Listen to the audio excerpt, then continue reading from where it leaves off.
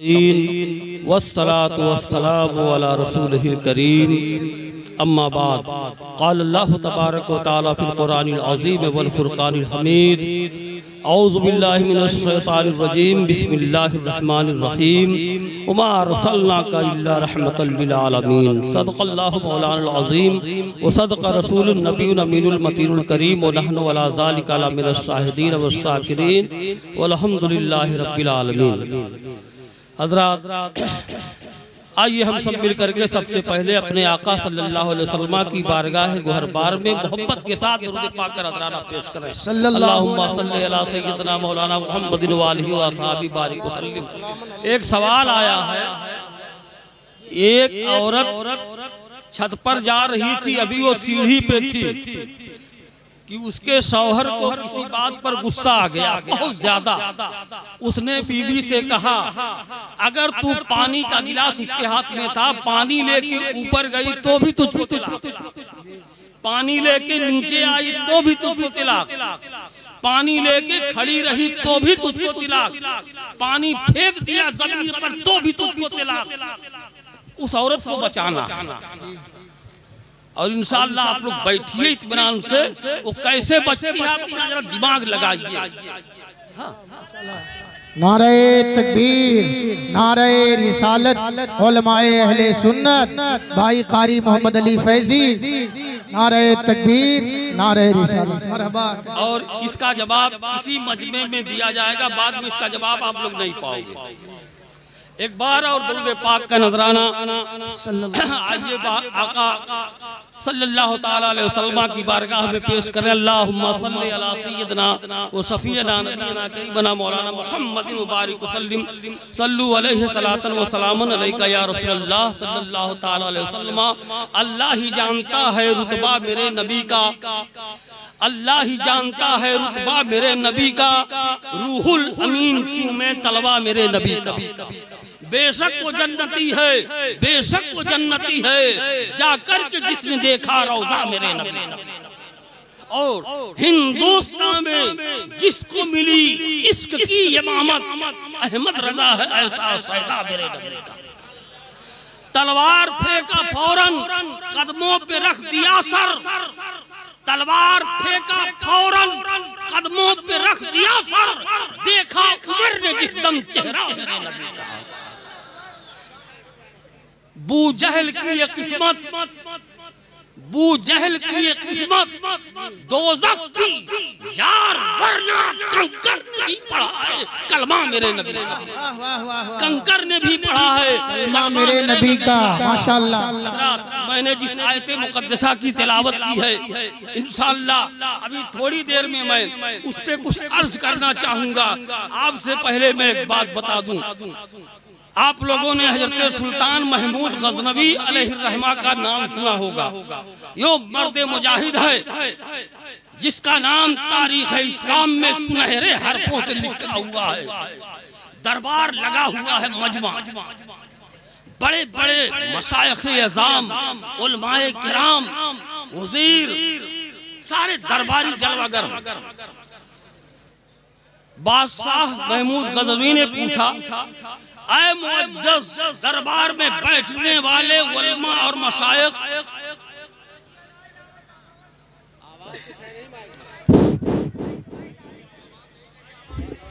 मुँह पर लगा, ऐ उलमाए किराम की जमात, मैं हजरत खिज़्र अलैहिस्सलाम से मिलना चाहता हूँ। आप इस भरे दरबार में कोई ऐसा है जो मुझे हजरत खिज़्र अलैहिस्सलाम से मुलाकात करा सकता है? सारे दरबार में सन्नाटा तारी है, कोई कुछ नहीं बोल रहा है। इतने में एक देहाती खड़ा होता है, बदन पे फटे पुराने कपड़े हैं। वो कहता है, ए बादशाह, मैं आपकी मुलाकात हजरत खिज़्र अलैहिस्सलाम से करा दूंगा। हजरत खिज़्र अलैहिस्सलाम से मैं आपकी मुलाकात करा दूंगा। बादशाह ने जब उस गरीब को देखा तो हैरत से देख के कहा, तो तुम करा दोगे मुझे? तो किसी दरबारी में कहा, बादशाह अरे कोई गरीब है या जाहिल है इससे क्या मतलब है, आप हजरत खिज़्र अलैहिस्सलाम से मुलाकात करना चाहते हैं, वो जब कराने को तैयार है तो आपको क्या फिक्र है। उसने कहा ठीक है, कब करा रहे हो। उसने कहा इससे थोड़ा होगा, मुझे एक चिल्ला करना पड़ेगा 6 महीने का, और इसके दरमियान मेरे घर में कोई कमाने वाला नहीं है, कोई खिलाने वाला नहीं है। आप 6 महीने का मुझे राशन दीजिए, 6 महीने का मेरे घर में खर्चा दीजिए, मैं आपका ये काम करने को तैयार हूँ। बादशाह का हुक्म होता है इसे दे दिया जाए। उसको दे दिया गया। 6 महीना तक वो बंदा लापता रह गया, कोई पता न चल सका। 6 महीने के बाद उसको पकड़ करके दरबार में लाया जाता है। उससे महमूद गज़नवी रहमतुल्लाह अलैह ने सवाल किया, ऐ बंदे तेरी मुद्दत खत्म हो गई है, तूने वादा किया था मैं 6 महीने में हजरत खिज़्र अलैहिस्सलाम से आपकी मुलाकात करा दूंगा, मैं दीदार करने के लिए बेचैन हूँ। अब देहाती कहने लगा, बादशाह ऐसा है चिल्ले में कुछ गड़बड़ हो गई, 6 महीने का और टाइम दे दीजिए, मैं आपको जरूर मुलाकात करा दूंगा। एक वजीर बोलता है कि बादशाह सलामती बेवकूफ बना रहा है, इसकी इतनी बड़ी हिम्मत, इतने बड़े दरबार में इतने बड़े शहंशाह का मजाक उड़ा रहा है, ये कुछ नहीं कर सकता है। बादशाह के समझ में बात आ गई। आप लोग मेरी बात समझ रहे हैं ना? बादशाह के समझ में ये बात आ गई। उसने कहा वाकई में तूने बहुत बड़ा जुर्म किया है, माफी के काबिल नहीं है। एक वजीर की तरफ इशारा करके कहता है इसकी क्या सजा होनी चाहिए। तो वजीर ने कहा हुजूर वाला, इसने बहुत बड़ी गुस्ताखी की है, आपके साथ मजाक किया है, मेरी तो राय ये है इसको टुकड़े टुकड़े करके कुत्तों को खिला दिया। अच्छा, उसी दरबार में एक नूरानी शक्ल सूरत वाले बुजुर्ग बैठे थे, खड़े हो गए, सुभान अल्लाह, बहुत अच्छा फैसला आपने दिया, बहुत अच्छा फैसला दिया आपने। फिर दूसरे वजीर से पूछता है कि आप बताइए आपकी क्या राय है, क्या फैसला इसके बारे में किया जाए। वजीर जवाब देता है मेरी तो राय ये है इसकी चमड़ी उखेड़ लिया जाए और इसको कुत्तों के हवाले कर दिया जाए।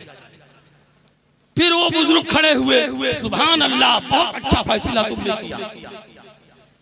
अब 2 वजीरों का मामला गुजर गया। हजरत महमूद गज़नवी ने अपने गुलाम हजरत अयास रहमतुल्लाह अलैह से सवाल किया, अयास आपकी क्या राय है, आप क्या कह रहे हो, इसके बारे में आपका क्या फैसला है। हजरत अयास रहमतुल्लाह अलैह फरमाते हैं हुजूर वाला, मेरी राय ये है कि इसको माफ कर दिया।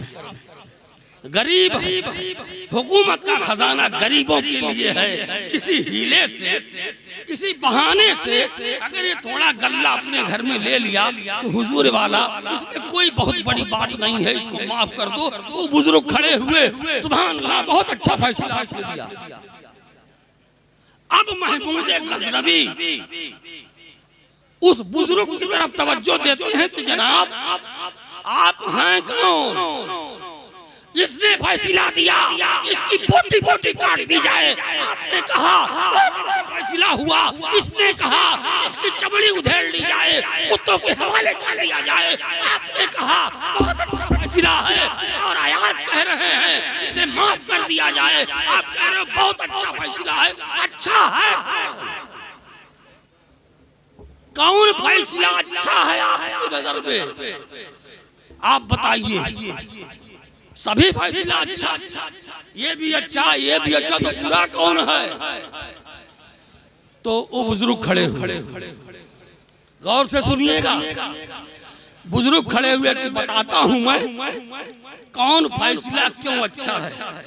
ए बादशाह, गौर से सुन ले, ये जिसने फैसला दिया है कि इसकी बोटी बोटी कर दी जाए, इसका बाप गाय और बैल को ज़बह करता है, रात दिन उनके टुकड़े टुकड़े करता है, तो जब उस बाप के अंदर जो चीज मौजूद है वही खून इसके अंदर भी है, तो बाप जैसा करता है बेटा भी वैसा फैसला दिया करता है। और ये जो कुत्तों के आगे भेज रहा है, इसका बाप भला बादशाह के दरबार में शिकारी कुत्तों की देखभाल करता है, और शिकारी कुत्तों का काम ही है नोच डालना, फाड़ डालना, टुकड़े टुकड़े कर देना। तो जब ऐसे बाप के बेटे को तूने वजीर आला बनाया है, तो बाप जैसा है वैसा बेटा भी फैसला देता हुआ नजर। और सुनो, हजरत अयाज रहमतुल्लाह अलैह को मालूम है कौन है? खुदा की कसम ये आले रसूल है, इमाम हुसैन की औलाद से है, जिसने जिन जालिमों ने करबला में मेरे हुसैन का पूरा घर उजाड़ दिया था, उनको भी इन्होंने माफ कर दिया, उन लोगों को भी इन्होंने माफ कर दिया। तो जैसा बाप है वैसा बेटा भी फैसला देता नजर आ रहा है। और सुनो, अब हजरत अयाज रहमतुल्लाह अलैह हड़बड़ा गए, खड़े हुए और कहने लगे, अब बादशाह का बक्का हो गया। अरे मैं जिसे अपना गुलाम समझ रहा था, जो मेरा जूता उठाता था, वो आले रसूल है। इतना बड़ा जुर्म, इतनी बड़ी खता मैंने कर दिया अनजाने में, अल्लाह मुझे माफ कर। कदमों पे सर रख दिया हजरत अयाज के हुजूर, मुझे माफ कर दीजिए।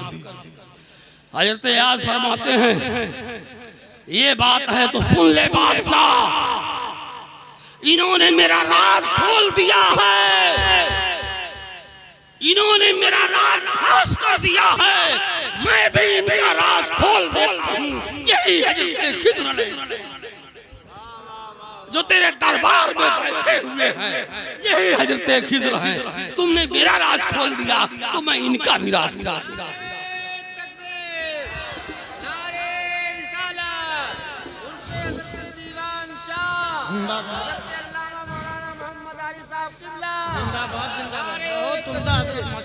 तो हजरत अपने अंदर अच्छी सिफात पैदा करो, नेक खून पैदा करो, तकवा पैदा करो, ताकि हमारी औलाद भी हमारी जैसी नेक बनती नजर आए।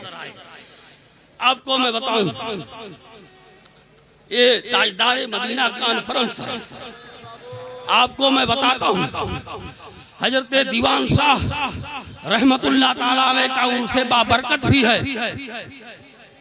अल्लाह का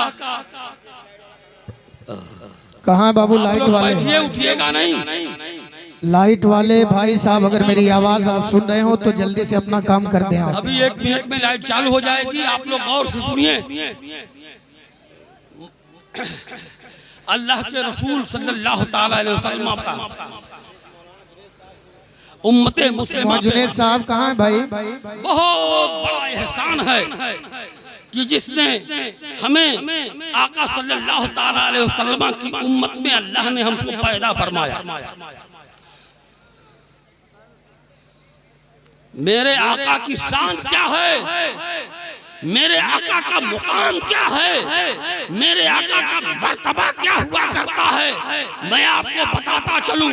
कुरान पाक के ऐलान फरमा रहा है, उमा अरसलनाका इल्ला रहमतल लिल आलमीन, हमने अपने महबूब को सारी कायनात के लिए रहमत बना के भेजा है। आज इस पर ये आयते करीमा इतनी बड़ी दलील है, कुरान पाक का ये एजाज है कि हर सवाल का जवाब दे रही है हमारा अकीदा। और इस आयते करीमा के तर्जुमे को देखिए, अल्लाह का फरमान है, हमने आपको सारी कायनात के लिए रहमत बना के भेजा। अब आप बताइए रहमत कौन कर सकता है? जो जिंदा होगा वही तो रहम करेगा ना। मरा हुआ आदमी किसी पर रहम कर सकता है? अल्लाह का फरमान है कि मैंने अपने महबूब को रहमत बना के भेजा है, तो रहमत वही कभी करता है जो जिंदा होना जरूरी है उसके लिए। अच्छा, जिंदा भी रहने से आप किसी पर रहम नहीं कर सकते। अगर आप मेरी परेशानी को जानोगे तब आप मेरे ऊपर रहम करोगे। इस कुर्रे अर्द पर मेरे आका सारी कायनात के लिए रहमत है, तो पता चला आप सारी कायनात के हालात को जानते हैं, तभी रहमत करते हैं। और एक बात बताऊं, सिर्फ जिंदा रहने से या हालात जानने से आप रहम नहीं कर सकते। मिसाल के तौर पर आप जिंदा भी हैं, कोई चीन का बासिंदा आ गया, अपनी चीनी भाषा में बोल रहा है, आप उसकी मदद भी करना चाहते हो, आप जिंदा भी हो लेकिन उसकी भाषा नहीं समझ पा रहे हो, फिर आप कैसे रहम करोगे? पता चला कि आपको उसकी भाषा जानना जरूरी है। अगर मेरे सरकार को रहमतुल लिल आलमीन मानते हो तो ये भी मानना पड़ेगा कि मेरे आका सारी कायनात की जबान को भी जानते हैं। अच्छा, जबान भी जानने से काम नहीं चलेगा। मिसाल के तौर पर किसी को पुलिस उठा ले गई बंबई में, मेरे बेटे को पकड़ ली, मैं यहाँ कथक पुरवा में बैठा हूँ, क्या कर सकता हूँ? क्या मदद कर पाऊंगा? मुझे मदद करना है लेकिन मैं वहां से दूर हूँ, नहीं कर पा रहा हूँ कोई मदद। पता चला मेरे आका अगर रहमतुल लिल आलमीन है तो हर जगह मौजूद। अच्छा, मौजूद भी रहने से काम नहीं चलेगा। आपको पुलिस ने उठा लिया, अगर कुछ आपके पास पावर होगा, अख्तियार होगा, तब तो आप छुड़ा पाओगे, तभी तो आप छुड़ा सकते हो उस बंदे को। तो पता चला जिंदा रहना भी जरूरी है, ज़बान का जानना भी जरूरी है, अख्तियार का होना भी जरूरी है, हाजिर और नाज़िर होना भी जरूरी है, और यही हमारा अकीदा है। आओ आपको बताऊं, आज बुखारी शरीफ की हदीस है, गौर से सुनिएगा। एक बहुत बड़े मसले का हल मैं पेश कर रहा हूँ। बुखारी शरीफ की हदीस है, किताबुल जनाइज, हदीस नंबर 1308 है। जब कोई मैयत हो जाती है, दुनिया से कोई बंदा चला जाता है, तो उसको कब्र के हवाले कर दिया जाता है, कब्रिस्तान में उसको दफन कर दिया जाता है। ये और कब्र में 3 सवाल होता है, मन रब्बुका, मा दीनुका, मा तक़ूलु फ़ी शान हाज़िर रजुल। 3 सवाल किया जाता है, लेकिन उलमाए किराम की जमात बैठी हुई है। हजरत बरा इब्ने आज़िब रज़ियल्लाहु ताला अन्हु इस हदीस को रवायत करते हैं कि कब्र में 3 सवाल किया जाएगा। लेकिन जब हम इससे ऊपर की किताबों को, हम बुखारी शरीफ को उठाते हैं, मुस्लिम शरीफ को उठाते हैं, जिसे सहीहैन कहा जाता है, उसमें सिर्फ एक ही सवाल का जिक्र है, उसमें सिर्फ एक ही सवाल का जिक्र है। आप उलमाए किराम से पूछिए, अगर मुत्तफक अलैह हदीस कुछ और कहती है, उससे निचले दर्जे की हदीस कुछ और कहती है, तो मुत्तफक अलैह हदीस पर अमल किया जाएगा, बुखारी और मुस्लिम पे अमल किया जाएगा। और बुखारी और मुस्लिम में है कि कब्र में एक ही सवाल होगा। किताबुल जनाइज हदीस नंबर 1308। अब टकराव पैदा हो रहा है।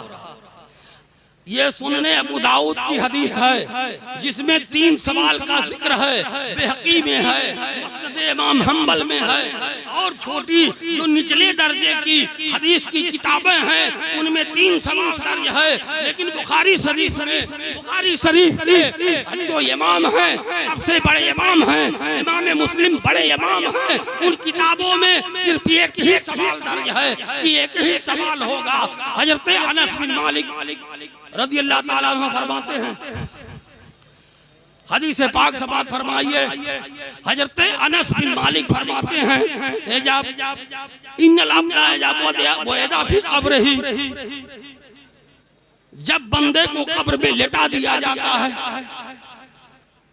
इन्नहु ला यस्माउ क़र्नु आलिबिन, जब बंदे को कब्र में लेटा दिया जाता है और जब उसको दफन करके लोग वापस होते हैं, बुखारी शरीफ और मुस्लिम शरीफ की मुत्तफक अलैह हदीस है, इन्नहु ला यस्माउ क़र्ने आलिबिन, वो लोगों के जूतों की आवाज को सुनता है।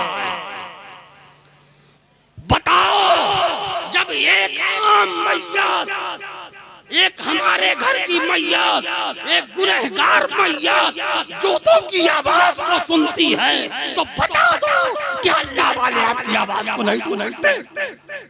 क्या दीवान साहब के सलाम को नहीं सुनते? कहां से अकीदा ले आया तुम लोगों ने?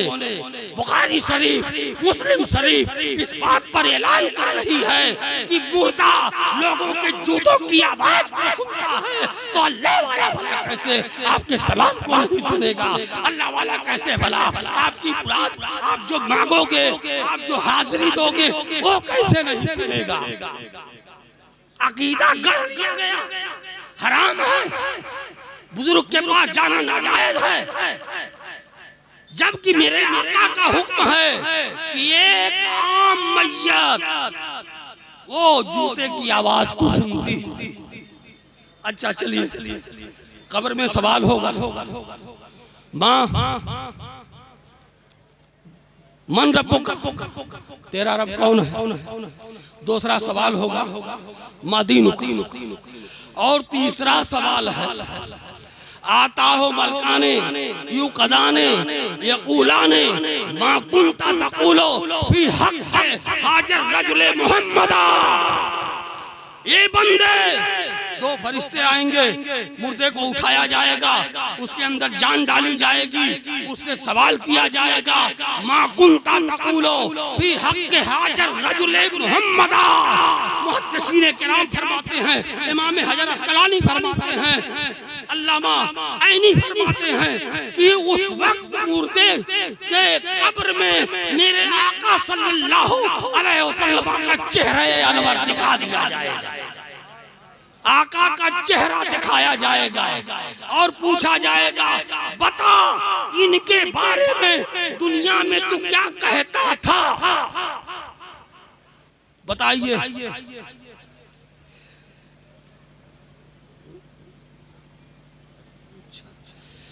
इस दुनिया में तू मेरे आका के बारे में क्या कहता था? अपनी तरह कहता था कि नूरे खुदा कहा करता था? बता, तू मेरे आका की मिलाद में खुश होता था कि तेरा मुंह टेढ़ा हो जाए करता था? बता, दुनिया में क्या तू तकरीरों में बोलता था, किताबों में क्या लिखा था? बता, जवाब है। जब चेहरे मुस्तफा कब्र में आ जाएगा तो सब कुछ रोशन हो जाएगा। उस वक्त का ईमान मोतबर नहीं होगा, अब तो सब कुछ दिखा दिया गया है। मेरे अजीज दोस्तों, मुकाम अदब है, आज अल्लाह वालों के यहाँ आने पर मना किया जाता है। आओ मैं आपको एक बात बता करके अपनी बात को खत्म करता हूँ। अल्लाह ताला का हुक्म हुआ तमाम फरिश्तों को, जब आदम अलैहिस्सलाम का पुतला बन के तैयार हो गया, रब्बे कायनात ने उसमें रूह डाल दी। कुरान पाक ऐलान फरमाता है, इज़ कुलना लिल मलाइकति इसजुदू ले आदम फसजदू इल्ला इब्लीसा अबा वस्तकबरा व काना मिनल काफिरीन।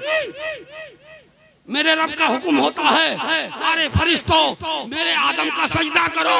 सबने सजदा किया, इब्लीस ने सजदा नहीं किया, खड़ा रहा। मामूली बात नहीं है। अपने पैदा करने वाले के हुक्म को ठोकर मार दिया,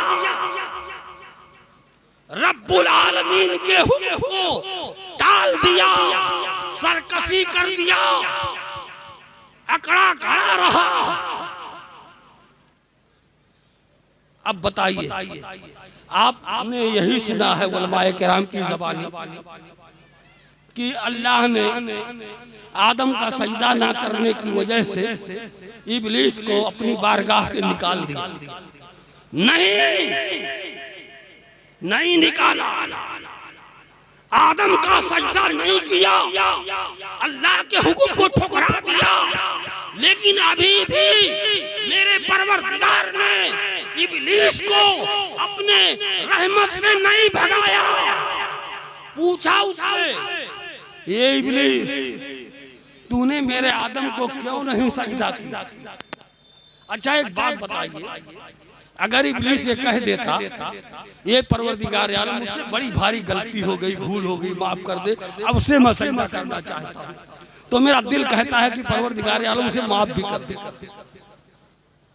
वो अरहमुर राहिमीन है, माफ भी कर सकता था, उसकी रहमत की कोई इंतहा नहीं है। लेकिन जब इब्लीस ने आदम अलैहिस्सलाम को ये कहा कि ये परवरदिगार, मुझे तूने आग से पैदा किया है, आदम को मिट्टी से पैदा किया है, आग का काम है बुलंदी पे जाना, मिट्टी का काम है नीचे की तरफ आना, मैं आदम से बुलंद हूँ, रब्बे कायनात का हुक्म होता है वो खुरूजीन का रजी।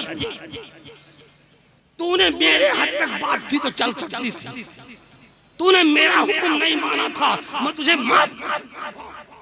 तूने मेरे नबी की, मेरे आदम की तौहीन किया, तू निकल मेरे बारगाह से, तू रजीम है, मरदूद है। जब तक हुक्म खुदाबंदी की बात थी, जब तक रब के हुक्म को ठुकराने की बात थी, रब ने उसे मोहलत दिया था, सवाल किया, इब्लीस तूने क्यों नहीं मेरे आदम का सजदा किया? जब आदम अलैहिस्सलाम की तौहीन करता है इब्लीस, तो अल्लाह ताला अपने नबी की तौहीन बर्दाश्त ना हुई और उसकी 600 करोड़ साल की इबादत, इब्लीस ने कितने साल इबादत किया मालूम है? 6 करोड़ साल तक इब्लीस ने रब की इबादत किया है।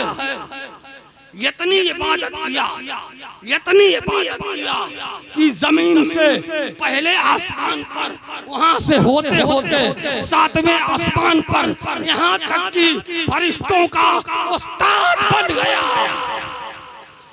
लेकिन जब उसने आदम अलैहिस्सलाम की तौहीन कर दिया, उसको दरबारे खुदाबंदी से लानत का तौक उसके गले में डाल करके तमाम जहन्नमियों का सरदार बना करके मेरे रब ने उसे अपनी बारगाह से भगा दिया। अब एक बात और बता दूं, इब्लीस तो इब्लीस है, उसने रब की बारगाह में अर्ज किया, ये परवरदिगार आलम, मैंने आदम को सजदा नहीं किया, आदम की वजह से तूने मुझे अपनी रहमत से महरूम कर दिया। ये परवरदिगार आलम, जब मुझे अब तेरी रहमत से कोई हिस्सा नहीं मिल सकता है, तो मैंने जो 5-6 करोड़ साल तक तेरी इबादत किया है, उसका बदला मुझे मेरे परवरदिगार अभी अता फरमा दे। अल्लाह का हुक्म होता है, क्या चाहिए तुझे बता, तुझे इजाजत दी जाती है, तू जो मांगेगा उसे पूरा कर दिया जाएगा। इब्लीस कहता है, ये परवरदिगार आलम, मुझे कयामत तक के लिए जिंदगी अता फरमा, जब तक कयामत ना हो मैं जिंदा रहूं।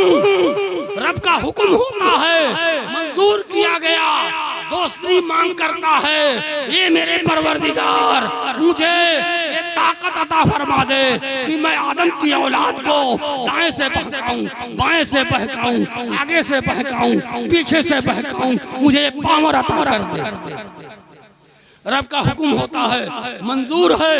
उसने फिर एक सवाल किया, ए मौला एक चीज और अता कर दे मुझे, एक चीज और पावर दे दे। रब का हुक्म होता है, तुझे क्या चाहिए बता। कहता है, परवरदिगार जितना दुनिया में आदम की औलाद बढ़ती रहे उतना मेरी भी औलाद। अल्लाह ने उसको भी मंजूर कर लिया। अब जब आदम अलैहिस्सलाम को ये बात का पता चला कि इब्लीस को इतना इख्तियार दे दिया गया, इतना पावर दे दिया इब्लीस को परवरदिगार आलम ने, इन्होंने भी सजदे में सर रख दिया। ये परवरदिगार, ये मेरे माबूद, इब्लीस के पावर को खत्म कर दे। मौला ये मेरी औलाद का जीना तबाह कर देगा, मेरी औलाद की जिंदगी दुश्वार कर देगा। मौला इसके पावर को कम कर दे मेरे परवरदिगार। दुआ के लिए आदम अलैहिस्सलाम का हाथ उठा हुआ है। एक तरफ इब्लीस को छूट मिल चुकी है, मुकदमे का फैसला उसके हक में जा चुका है। इधर अल्लाह के नबी ने अपनी अर्जी लगा दिया है, ये मौला ये बड़ा जुल्म कर डालेगा, इसके पावर को खत्म कर दे। अल्लाह का हुक्म होता है, ये इब्लीस, ये आदम, ऐ आदम अलैहिस्सलाम, मेरे दरबार से जो फैसला हो गया वो टल नहीं सकता है। ला तब्दीला लिकलिमातिल्लाह। बस 2 मिनट, मेरे दरबार से जो फैसला हो सकता है और सुन ले। मैं तेरी औलाद पर ये कर्म करता हूँ, अगर तेरी औलाद नेकी का इरादा कर लेगी तो भी मैं उसे सवाब अता करूंगा। एक नेकी करेगी तो एक के बदले 70 गुना उसका बदला अता करूंगा। ये आदम, अगर तेरी औलाद ने पूरी जिंदगी गुनाह किया होगा, आखिरी वक्त में भी दिल से सच्चे मन से मेरी बारगाह में तौबा कर लिया तो मैं उसको माफ कर दूंगा। ये आदम, तेरी औलाद की हिफाजत के लिए, इस इब्लीस की जुर्रियत से बचाने के लिए मैं तेरी औलाद के साथ एक फरिश्ता भी पैदा कर दूंगा जो तेरी औलाद की हिफाजत करता रहेगा। अल्लाह का इतना बड़ा करम है, लेकिन फिर भी हम गुनाह पे गुनाह किए जा रहे हैं। कुछ लोग गुमराह भी हो रहे हैं। बड़े अफसोस का मुकाम है। ऐसे शैतानों से अल्लाह ताला मेरे गांव की हिफाजत फरमाए, जो नए नए फितने ला करके उम्मते मुस्लिमा का सिराजा बिखेरने में लगे हुए हैं। याद रख लो, जब तक कथकपुरवा में एक भी आलिम जिंदा रहेगा तुम्हारी मुराद पूरी नहीं हो पाएगी इंशाअल्लाह। मौला ताला हम सबको हजरत दीवान शाह रहमतुल्लाह अलैह के उर्स में अब की बार बहुत सारे लोग बम्बई से चल करके आए हैं। सरकार गरीब नवाज सबकी हाजतों को, सबकी मुरादों को अल्लाह की बारगाह में दुआ फरमा के पूरी फरमा दीजिए। उमा अलैना इल्लल बलागुल मुबीन। अस्सलाम वालेकुम। एक बात कह दूं, वो औरत अगर पानी लेके जाएगी ऊपर तो तिलाखैला मोमज़मा, नीचे आएगी तो पी ली तो जमीन पर पानी फेंक दी तो ना तो ऊपर ले जाएगी, ना नीचे लाएगी, ना पिएगी, ना फेंकेगी।